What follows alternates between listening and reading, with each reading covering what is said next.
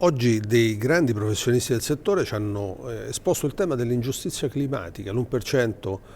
delle persone inquinano come miliardi di persone e soprattutto poi vivono questo tempo in una logica di cambiamento che non potrà non essere altrettanto lunga e per cui dicono qual è la ragione per cui mettere in campo politiche di adattamento. Ecco, oggi grazie alla Filby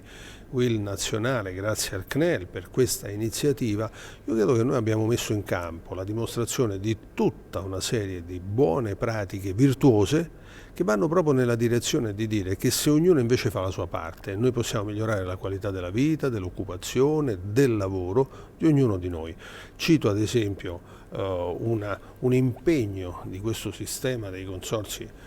di bonifica che vogliono anche con un accordo pieno con il Parlamento andare incontro ad una esigenza di sicurezza idrogeologica di tutti i cittadini. Oggi con il modo di manifestarsi delle piogge, montagne di acqua arrivano sulle nostre montagne non mantenute, sulla nostra alta collina, sulla nostra dorsale appenninica, facendo i danni che proprio ieri abbiamo visto dalle immagini televisive. Ecco, io credo che lì i consorzi di bonifica non operano, ma potremmo insieme, e questo è il senso vero della cosa, insieme mettere in campo una nuova norma per cui le regioni potrebbero avvalersi con un rapporto convenzionale dei consorzi di bonifica, della professionalità e della conoscenza dei territori dei loro uomini per attivare una filiera, ad esempio una manutenzione di queste aree,